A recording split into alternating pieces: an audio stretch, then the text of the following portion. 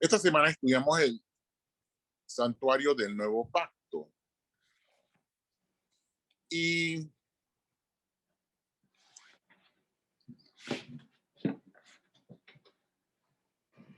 ¿qué es realmente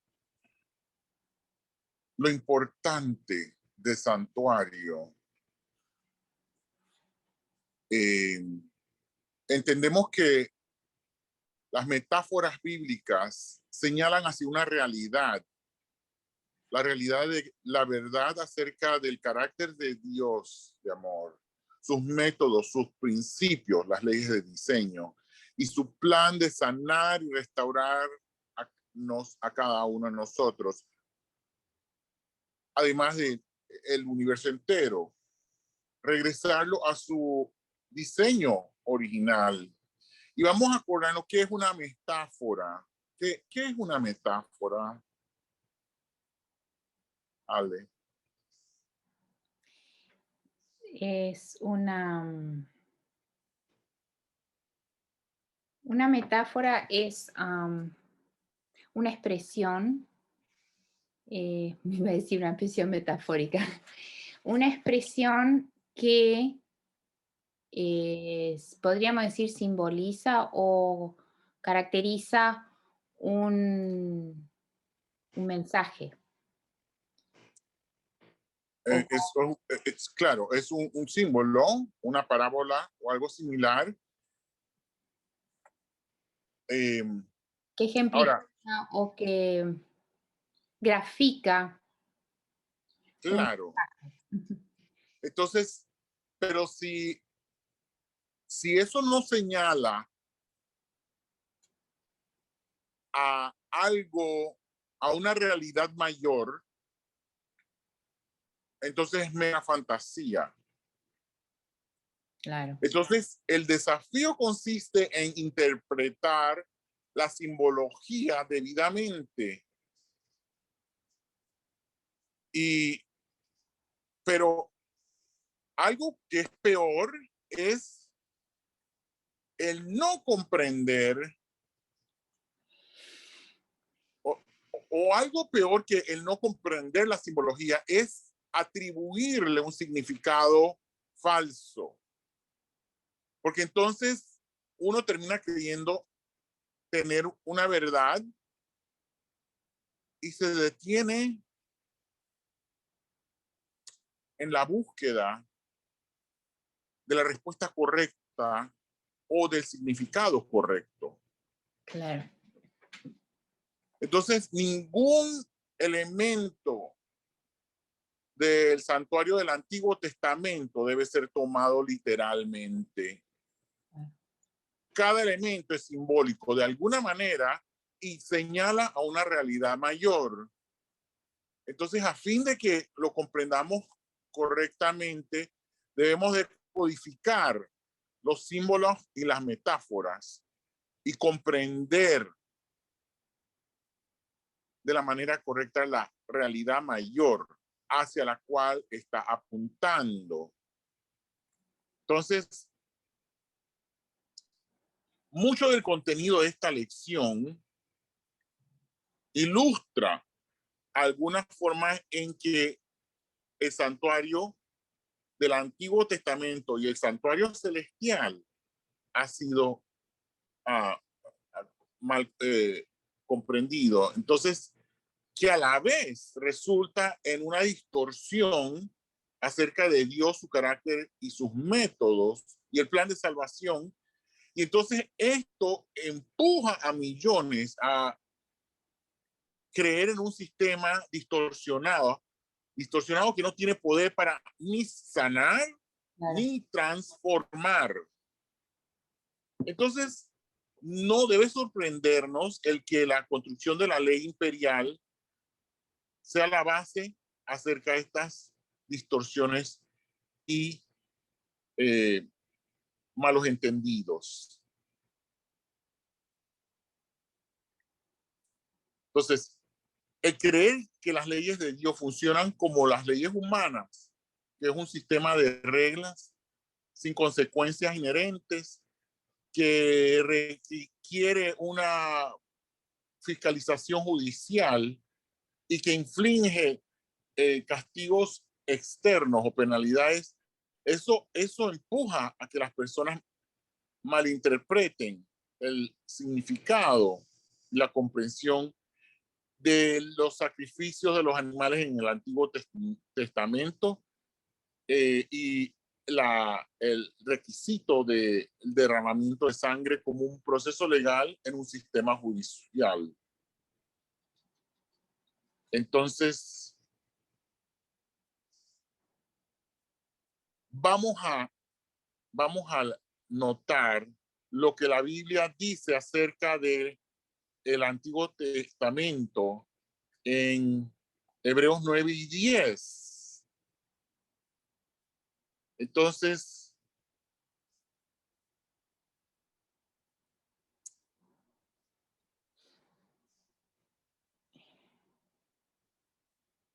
Hebreo. Capítulo 9 y 10. Yeah. Los regalos y los sacrificios no eran para limpiar la conciencia del adorador. Es un asunto de alimento, de bebida y de limpieza ceremonial. Eran regulaciones externas aplicadas hasta que llegara el nuevo orden, pero estos sacrificios eran un recordatorio anual de los pecados. Porque es imposible el que la sangre de las bestias, de los corderos, de las cabras, de los toros, que eso erradicara el pecado. Entonces, los sacrificios de los animales nunca lidiarían con el pecado o erradicarían el problema del pecado. Y Dios les dice esto en Isaías 1. Por la multitud de tus sacrificios, ¿qué son para mí? ¿No? Entonces, Dios no estaba interesado en los sacrificios de los animales, Él estaba interesado en cambiar a las personas a que fueran más como Cristo. Entonces, y Oseas lo pone, yo quiero tu amor, no tus sacrificios animales. Desearía que mi pueblo me conociera antes de los holocaustos ofrecidos a mí. Entonces, ¿cuál era el propósito de esto? ¿Para qué? ¿Para qué? La ceremonia. Claro.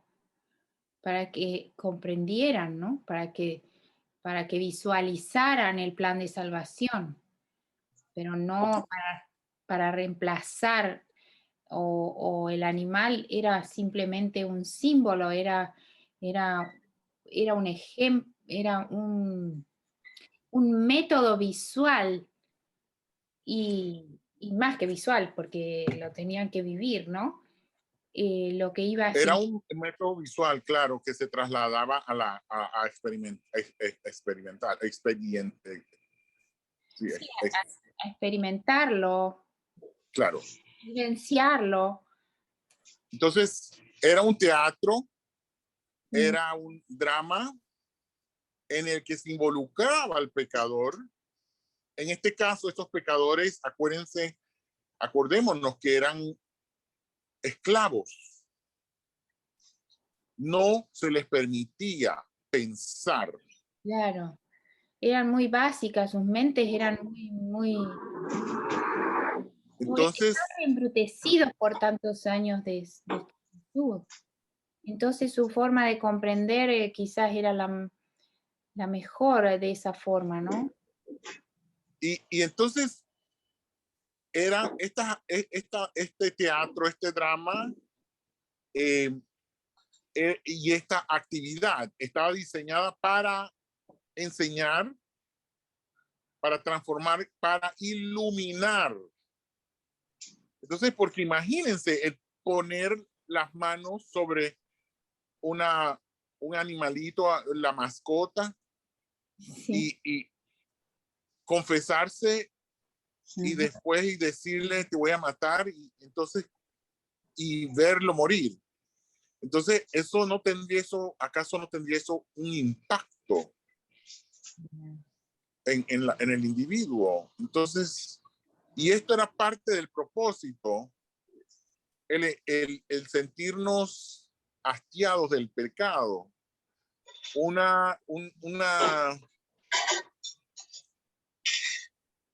sentirse incómodo, sentirse completamente,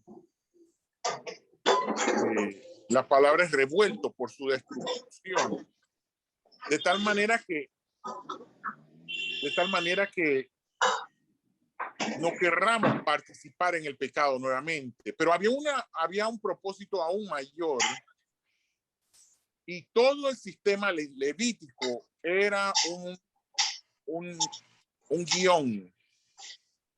Y este sistema fue dado a un grupo de esclavos que no eran educados, lo más probable eran analfabetas.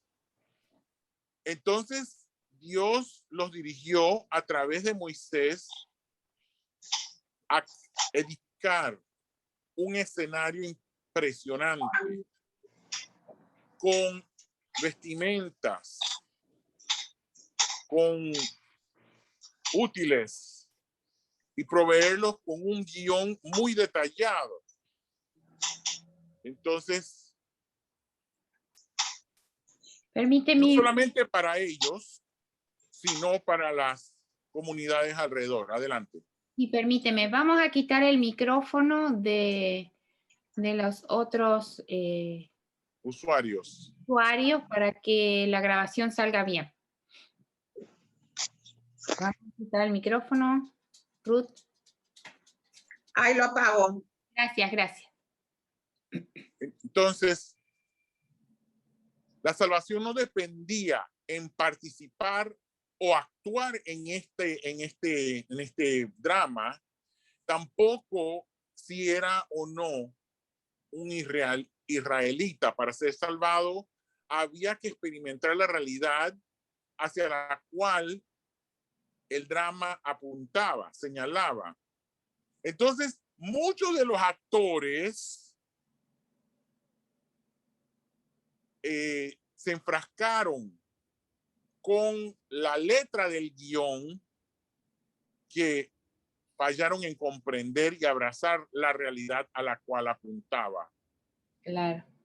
Se consumieron y se enfocaron en los rituales y en las reglas que cuando Jesús, que es la realidad mayor, vino y habitó entre ellos, No lo reconocieron. lo odiaron, no lo recibieron, lo odiaron y lo mataron. Entonces, el tema principal del drama es que la humanidad está separada de Dios por el pecado y Dios está trabajando a través de Cristo de traer la humanidad nuevamente a la unidad con Él mismo, al restaurar en nuestros corazones su carácter de amor, al unirnos a la vida verdadera. Entonces, el tabernáculo, el santuario, fue colocado en el centro del campamento y las tribus estaban rodeando el tabernáculo. Entonces, como eran 12 tribus de las de Israel, habían 3 por cada lado. Entonces,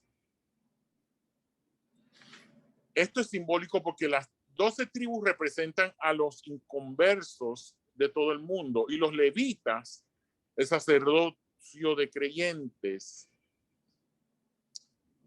el pueblo de Dios que se pone entre Dios y ellos, ministrándoles con el evangelio, las buenas nuevas, los atributos de Dios a las tribus de este mundo, regresándolos a un conocimiento del Dios verdadero, regresándolos al tabernáculo. Y ellos acamparon en un rectángulo que representan a las personas de todos los estratos de la vida, de la sociedad. En los 4 rincones de la tierra encontramos que los levitas de Dios están ministrando para traer a las personas a su creador, regresarlos. Entonces, los 3 elementos principales del Antiguo Testamento del sistema del santuario representan a Cristo, pero en diferentes estados del tiempo. Moisés representa a Cristo en su estado de preencarnación, en esa forma. Y vamos a ver, por ejemplo, Moisés, él habló con Dios cara a cara. Cristo le habló a Dios cara a cara. Moisés deja la presencia de Dios y enfrenta al gobernante que ha esclavizado a los israelitas. Cristo deja la presencia de Dios para enfrentar al gobierno de este mundo que tiene cautiva a la humanidad. Moisés liberó al pueblo y edificó un santuario. Cristo nos liberta y edifica el verdadero santuario. El Cordero representa a Jesús como humano durante sus 33 años de vida en la tierra. El sumo sacerdote representa a Jesús después de su pasión, muerte y resurrección, la victoria en la tierra y su ascensión al cielo. Entonces vamos a entender el significado del ritual de la ofrenda de sangre a la misma vez que mantenemos los símbolos del santuario. ¿Qué nos enseña o qué le enseña para un sacerdote que no es judío?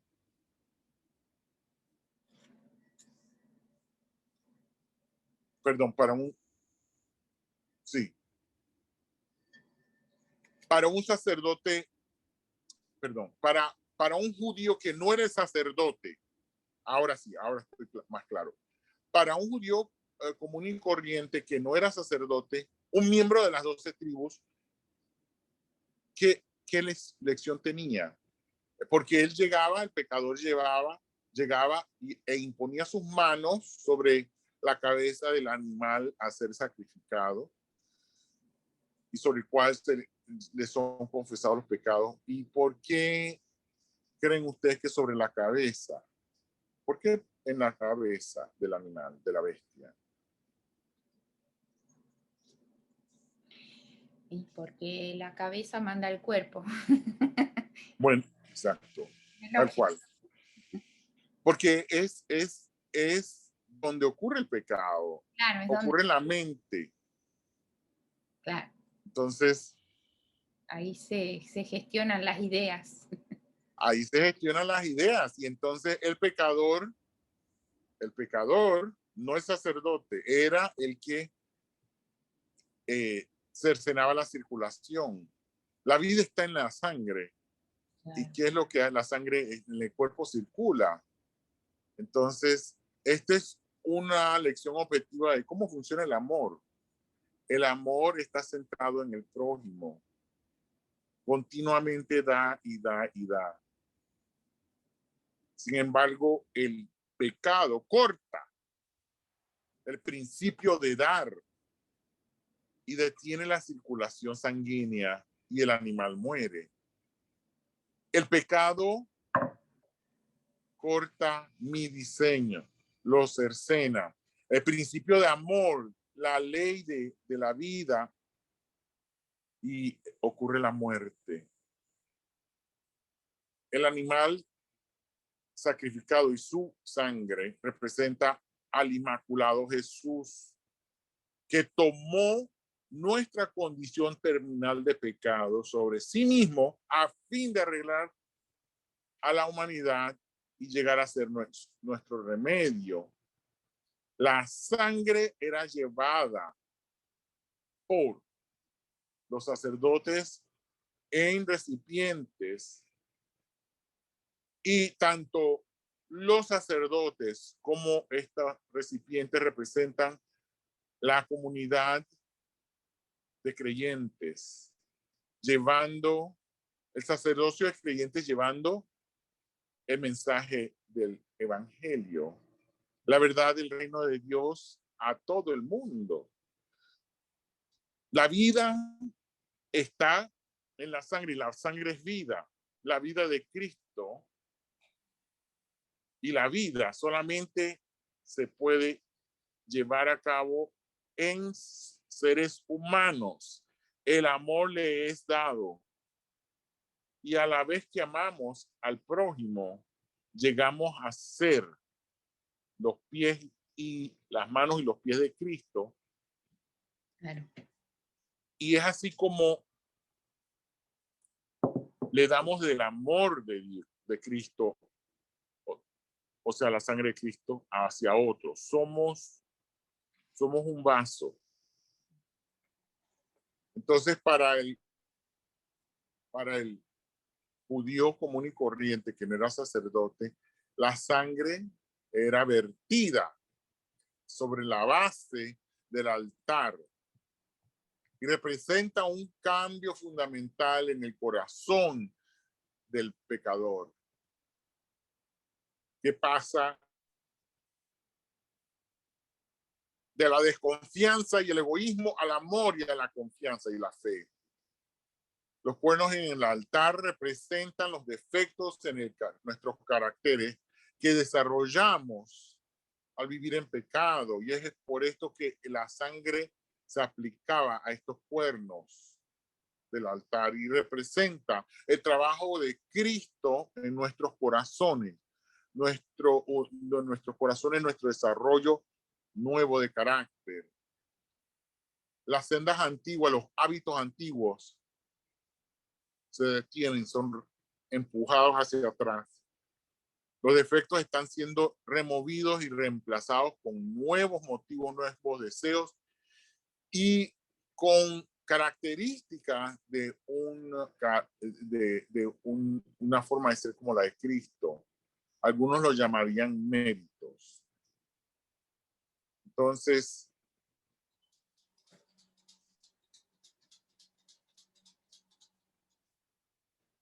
la ofrenda de sacrificio de la grasa. Oh, sí, que se quemaba. Que se quemaba, que era removida y se quemaba, es simbólica de la victoria de Cristo sobre la tierra al sobreponerse a la tentación interna de su naturaleza carnal.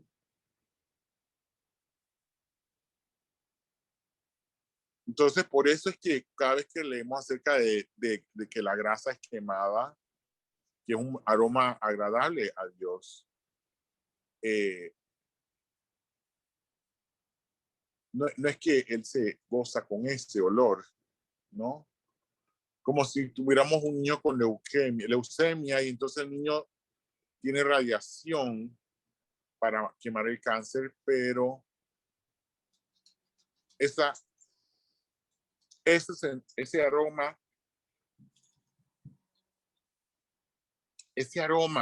de la grasa no es que es agradable a Dios, sino que como el niño con leucemia que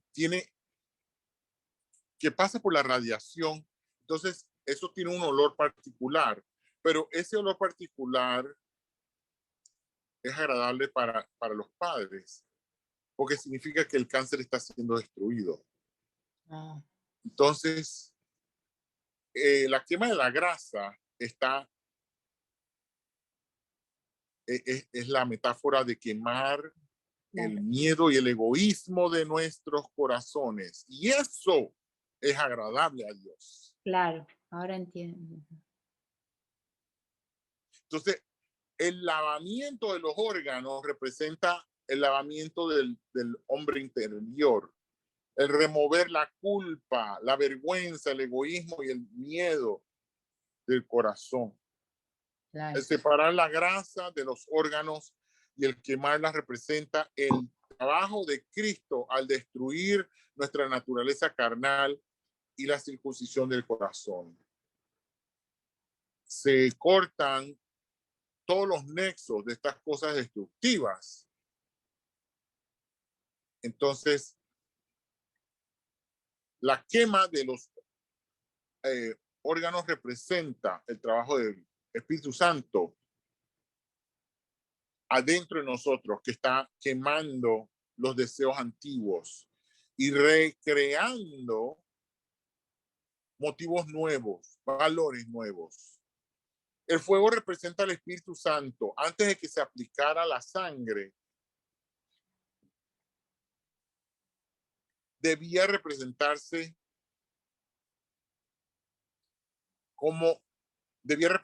a una persona inconversa, siendo redarguida del pecado, siendo sacada.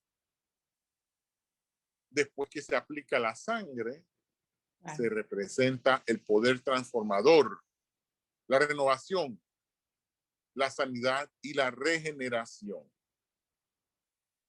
Entonces los sacerdotes comerían de la carne sacrificada, que representa que el que en la medida que compartimos el evangelio y enseñamos al prójimo la verdad del reino de Dios, somos fortalecidos al participar, al entregar, el compartir ese conocimiento. Entonces, vamos a ver el lugar santo. El lugar santo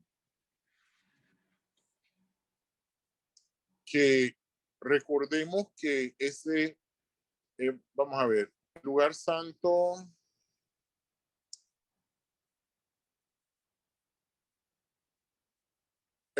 está cubierto de oro, un mantel puro, y representa a la iglesia que tiene la pureza de la verdad y el amor de Cristo. Siempre la puerta del lugar santo permanecía abierta, nunca se cerraba, y la puerta representa a Jesús, quien es el camino, la verdad y la vida, y la entrada para la salvación de una persona. Entonces, el velo es destruido. ¿Por qué? ¿Cómo es rasgado el velo del templo?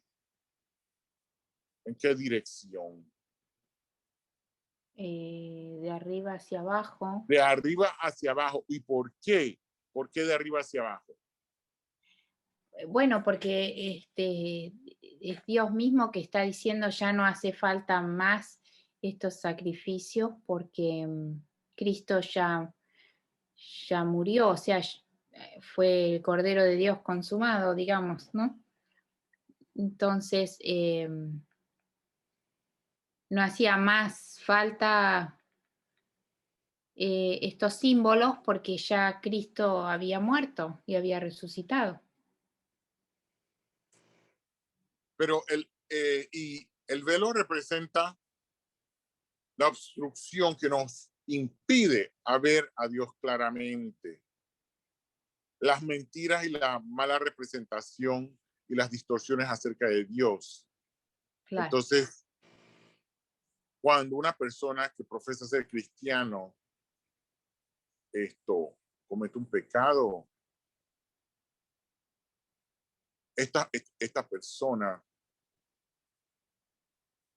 le facilita a las personas conocer a Dios o es parte del problema. Entonces, toma la perfección de Cristo o 7 veces el sobreponerse a las obstrucciones adicionales que nosotros los cristianos hemos puesto en nuestro sendero de vida. Claro.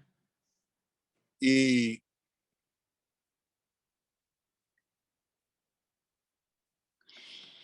en la forma en que, entonces es ahí por eso es que Cristo dijo, sois hijos del diablo, ¿no? Claro. ¿Ibas a decir algo, Ale? Sí, iba a decir que cuando en la iglesia voy a usar la palabra, no me gusta, pero se desglosa, se disciplina a una persona que ha cometido un pecado y que ha sido conocido, porque todos cometemos pecados, pero cuando es un pecado que se toma, la junta de la iglesia toma una medida, muchas veces he observado o he visto que y está la comisión para ir a hablar con esa persona y a anunciarle que va a ser desglosado, pero no está esa comisión para redimir a la persona y darle la oportunidad de, eh, volver a Cristo, ¿no? Y a veces eso duele un poquito. Claro. Entonces, la sangre era llevada del altar de oro y colocado en pequeños cuernos, mostrándose así que la sangre de Jesús o el carácter de Jesús los está limpiando y removiendo patrones, hábitos y los remanentes, lo que queda del pecado del corazón del creyente arrepentido. Claro. Las oraciones eran ofrecidas solamente por los conversos. Y es por eso que el incienso quemaba en el altar de oro. Ningún incienso se quemaba en el altar de bronce, porque los inconversos no ofrendan su adoración y sus oraciones. El incienso representa el carácter de Cristo vivido y que esparcido sobre el campamento. Entonces, cuando ellos quemaban incienso, no solamente son nuestras oraciones, pero también nuestra adoración, la forma en que vivimos nuestras vidas para celebrar y testificar lo que Dios ha hecho por nosotros. Y esta es la dulzura de la vida, como hemos sido renovados por Cristo. Entonces, es así como muchas personas eran atraídas, muchos grupos de personas eran atraídos por el pueblo de Israel. Y querían aprender qué era lo que ocurría en el santuario. Entonces, el fuego del altar representa al Espíritu Santo trabajando en nuestros corazones para iluminar, para proveer sabiduría, para capacitar, para equipar, para transformar, para renovar y para renegociar.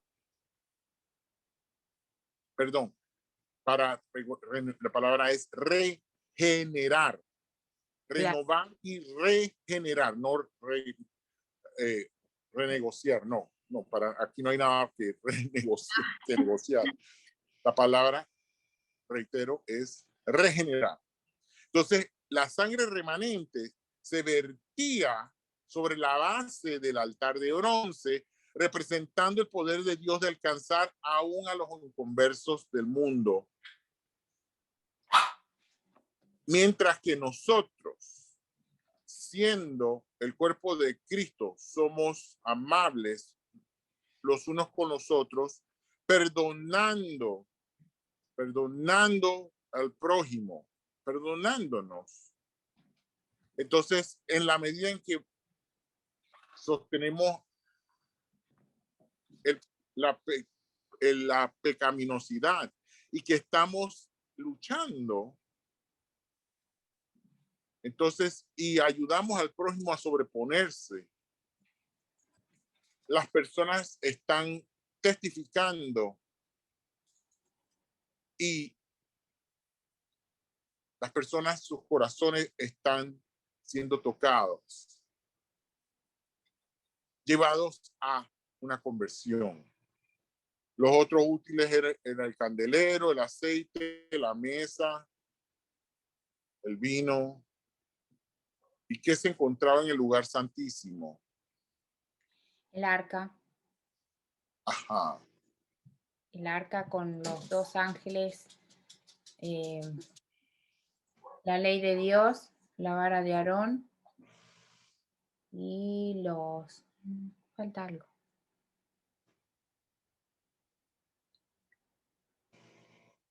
Falta algo. Maná, Ah, el maná. el pan del cielo. Ujú. Entonces, ¿qué con el lugar santísimo? Entonces, mientras que el lugar santísimo es la iglesia, no. Mientras que el lugar santo es la iglesia, el lugar santísimo es el universo, limpiado de pecado y restaurado a unidad y perfección con Dios. Encontramos la Shekinah, la gloria, la presencia de Dios, y encontramos los ángeles que representan a los seres que no cayeron. Entonces, tenemos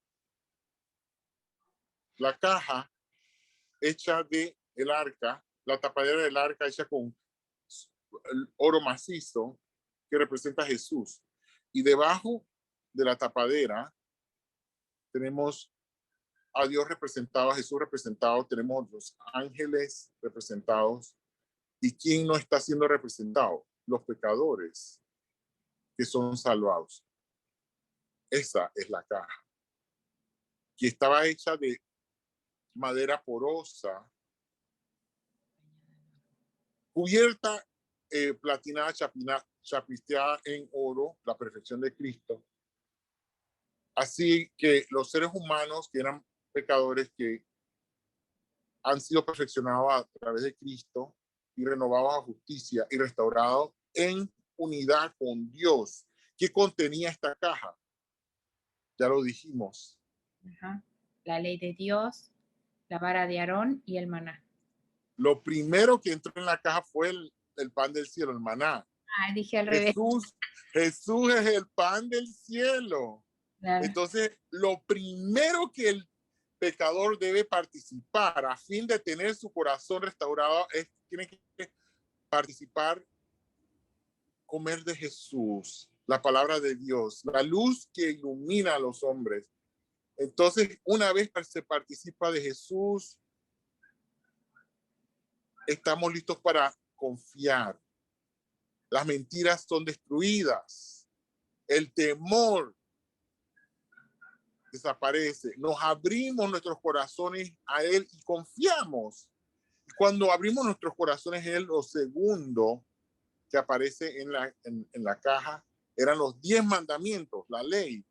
Y entonces es allí donde se escribe la ley en nuestros corazones. Abrimos nuestras mentes, nuestros corazones en fe, en confianza, y obtenemos nuevos motivos, un sistema operativo nuevo, un método nuevo, los principios y los diseños de un amor centrado en el prójimo. Y entonces la verdad y la libertad se regeneran adentro de nosotros. Y entonces es así como la tercera cosa que se encuentra en el arca es la vara de Aarón.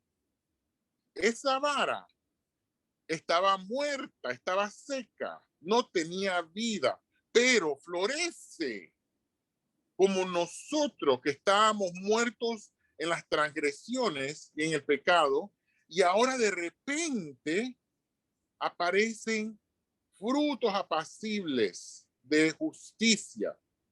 Volvemos a vivir para el reino de Dios. La tapa del arca no es Jesús cubriendo, atención, la ley quebrantada. Entonces fue la ley inquebrable que entró en el arca.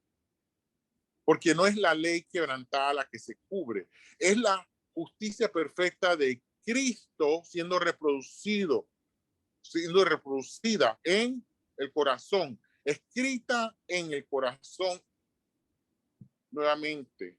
Es una ley inquebrantada siendo restaurada en nosotros. Entonces Jesús es la tapadera de oro macizo que conecta al universo entero.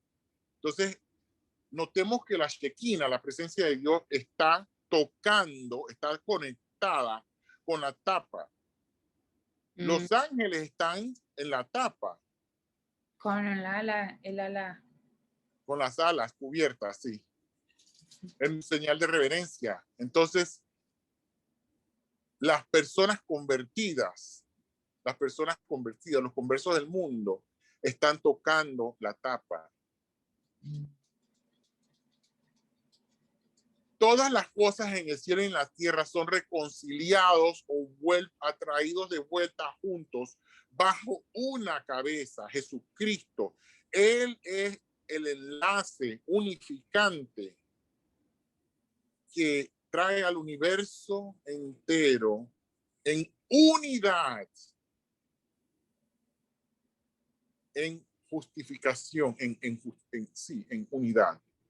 Entonces, la unidad es la meta, es el drama completo, está diseñado para enseñar el plan de Dios, para eliminar el pecado y restaurar el universo en unidad. El pecado, la ofrenda de pecado representa el plan para sanar y restaurar a los individuos al remover el pecado. No al removerlos de los registros de las memorias. En los atrios celestiales, pero erradicar el mal del corazón y las mentes de las personas. La salvación se encuentra en una realidad, no en símbolos, y esa realidad es Jesús. Ahora pasemos al nuevo pacto del santuario celestial. Cristo es nuestro fiel y misericordioso sumo sacerdote celestial.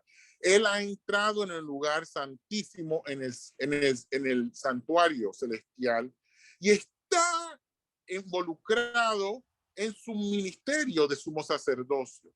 ¿Y aquí cómo se ve esto? ¿Y qué es lo que se nos ha enseñado?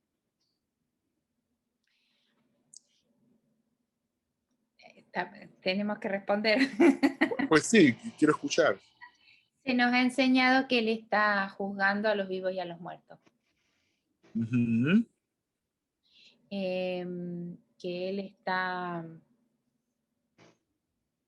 mediando entre Dios y nosotros. Y eso. Bueno, y Dios a fin de refutar las mentiras de Satanás y revelar su carácter verdadero, ha guardado un registro, no para juzgarnos por ellos, sino para evidenciar, para demostrar que todos aquellos que van a perderse porque rehusaron el remedio que Dios les ofrecía gratuitamente. Entonces, hay otro lugar en que nuestros pecados están siendo registrados, pero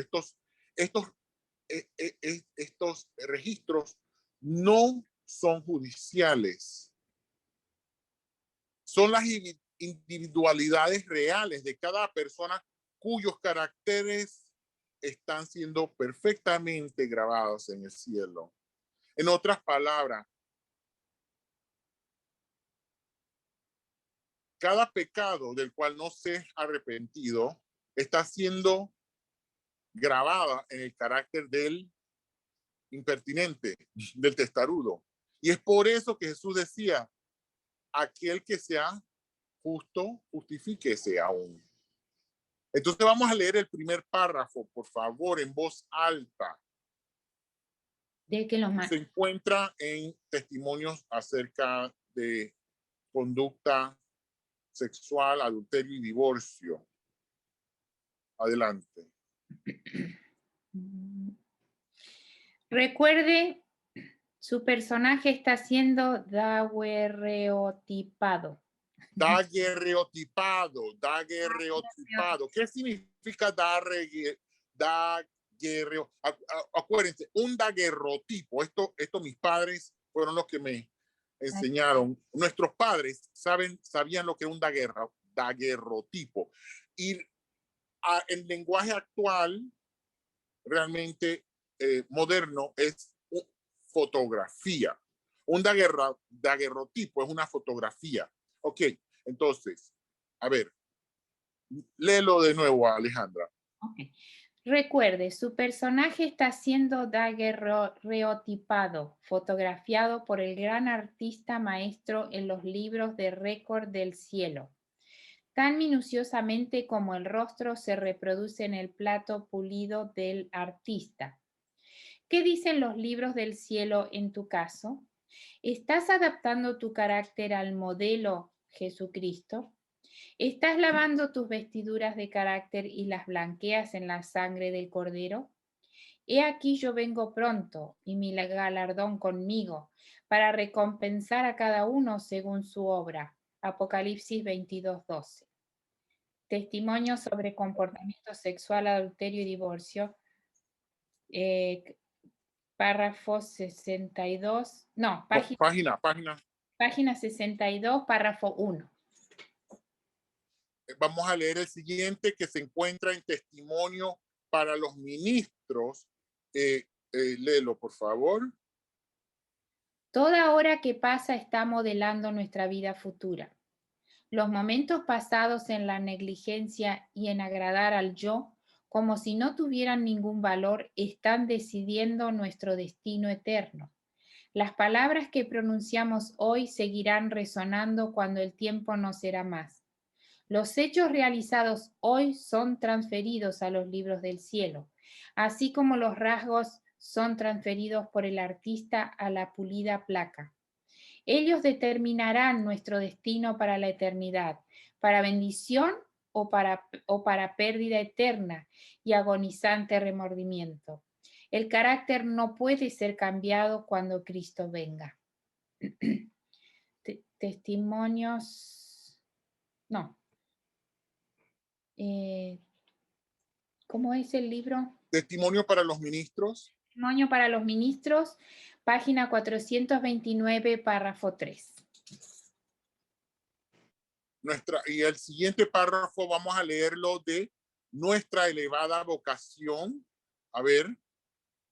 Eso es una matutina, ese era un devocional del espíritu de profecía, nuestra elevada vocación. A ver, adelante.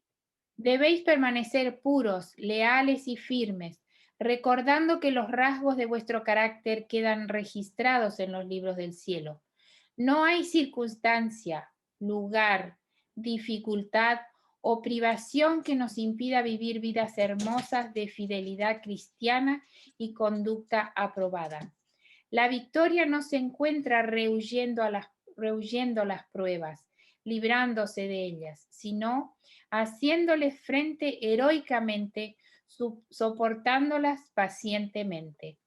Carta 29 de 1884, página 3, párrafo 4. De la devoción matutina. Nuestra elevada vocación. Nuestra elevada vocación, página 319, párrafo 4. Entonces, aquellos registros del carácter de una persona son guardados en el santuario celestial, porque el santuario celestial está construido por piedras vivientes, personas reales que hacen el templo donde Dios vive y a través de su espíritu, el sacerdocio de creyentes. Vamos a leer Vamos a seguir leyendo el siguiente párrafo que se encuentra en el deseado de todas las gentes. Vamos a leer acerca de cuando Cristo limpia el templo. Entonces, en la purificación del templo, Jesús anunció su misión como Mesías y comenzó su obra. Aquel templo, erigido para morada de la presencia divina, estaba destinado a ser una lección objetiva para Israel y para el mundo. Desde las edades eternas había sido el propósito de Dios que todo ser creado, desde el resplandeciente y santo serafín hasta el hombre, fuese un templo para que en él habitase el Creador. A causa del pecado, la humanidad había dejado de ser templo de Dios. Ensombrecido y contaminado por el pecado, el corazón del hombre no observaba la gloria del ser divino. Pero por la encarnación del Hijo de Dios se cumple el propósito del cielo. Dios mora en la humanidad y mediante la gracia salvadora el corazón del hombre vuelve a ser su templo. Dios quería que el templo de Jerusalén fuese un testimonio continuo del alto destino ofrecido a cada alma. Pero los judíos no habían comprendido el significado del edificio que consideraban con tanto orgullo. No se entregaban a sí mismos como santuarios del Espíritu Santo. Los atrios del templo de Jerusalén, llenos de tumulto de un tráfico profano, representaban con demasiada exactitud el templo del corazón, contaminado por la presencia de las pasiones sensuales y de los pensamientos profanos. Al limpiar el templo de los compradores y vendedores mundanales, Jesús anunció su misión de limpiar el corazón de contaminación del pecado, de los deseos terrenales, de la concupiscencia egoísta, de los malos hábitos que corrompen el alma. Vendrá a su templo el Señor a quien vosotros buscáis, y el ángel del pacto a quien deseáis vosotros.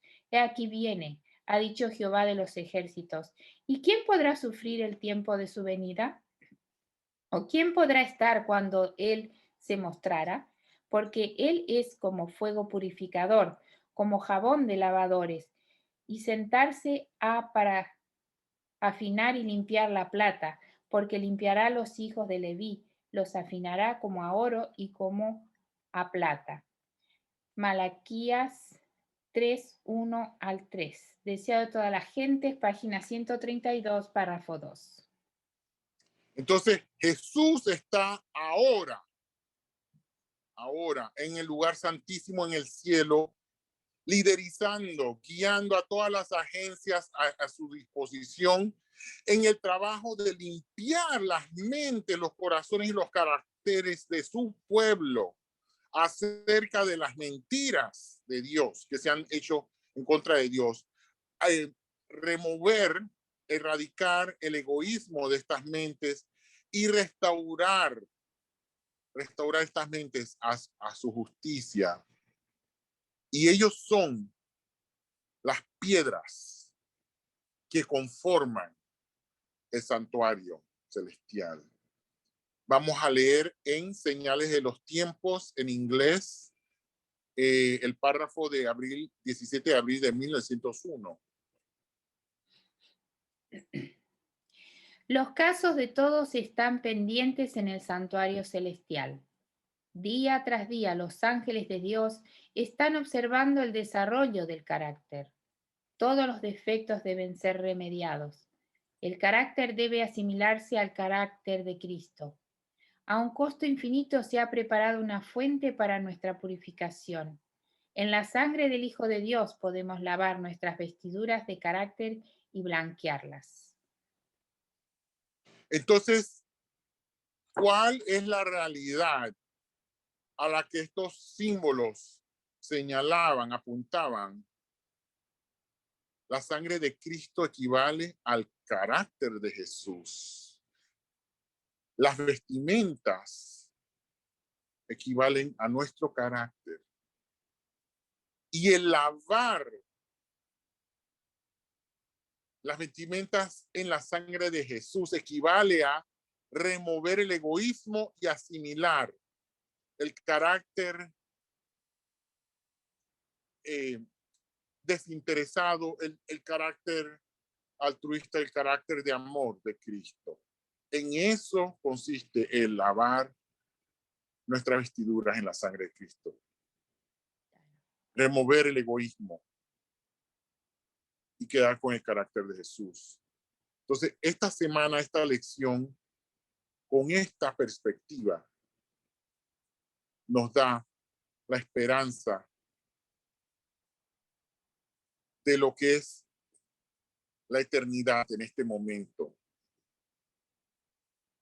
y no en un futuro. Claro. Lo real. Entonces, Y es conmovedor e interesante cómo Dios, en todos los detalles, se propone darnos todas las posibilidades, todas. Es conmovedor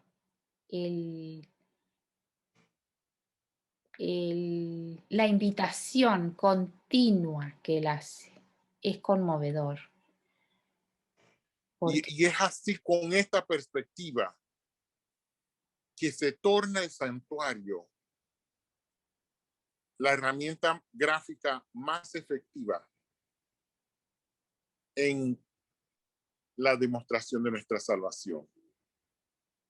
Es así, con esta perspectiva, que nos toca compartir el santuario, y no con miedo, no con temor, no con duda, no con pavor, sino con mucha esperanza. Uno de los sermones más fuertes que yo recuerdo en Europa lo dio una enfermera, y ella usó el signo de salida, y basó su sermón en el signo de salida, donde está en las puertas. Entonces, allá en Escandinavia tienen el letrerito es verde y muestra una persona corriendo, ¿no? Con la palabra en sueco, entonces, que es salida. Y ella decía, este letrero está hecho para que brille en un momento de oscuridad, y va a brillar en el peor de los, en el momento más oscuro va a brillar, demostrando así la vía de escape, la solución. Entonces, Cristo es la salida. En el peor de los momentos, Él siempre va a ser la salida. Yo a eso añado que Él no solamente es la salida, sino que Él es, o sea, se entiende que Él nos dirige y nos acompaña en ese sendero. A veces el sendero aparentemente es un horno de fuego, otras veces es un foso de leones. No importa, realmente no importa.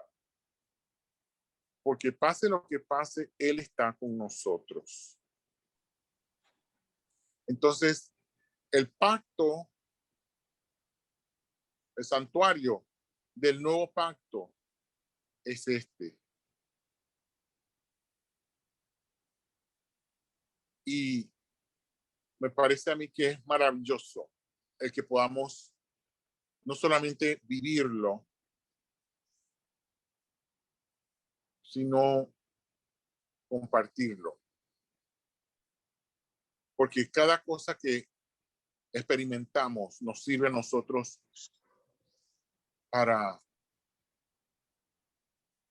afirmarnos a nosotros y evidenciarlo, decir, bueno, aquí estuvo Dios. Es así, por eso es que las cicatrices señalan una vivencia. señalan una realidad, pero también señalan un triunfo, en un triunfo porque ya esa cicatriz no duele, ya no vierte sangre. Yeah. Hay una señal y por ello es un triunfo. Porque significa que terminó. Y es precisamente por esto que Cristo llevará su estado limitado de tiempo y espacio y las cicatrices en sus manos y en su costado. Porque el triunfo es eterno. Claro. Vamos a orar. Padre nuestro, en esta semana que tú nos has acompañado, que nos has guiado, que nos has dado esperanza. Nos has inspirado, Señor, a continuar aferrados a tu mano. A continuar dando lo mejor de nosotros mismos para el prójimo en nuestro círculo de influencia. A pesar de la dureza, a pesar de la rudeza, tú estás con nosotros. Amén. Señora, ayúdanos a elevarnos por encima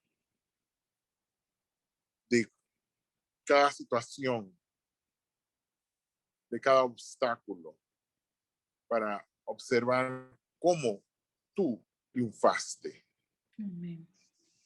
cómo tú aferrándote al Padre triunfaste, y cómo nos invitas en Juan capítulo 15 a hacer lo mismo, a permanecer unidos a la vida verdadera. Te agradecemos esto en el nombre de Jesús. Amén. Amén.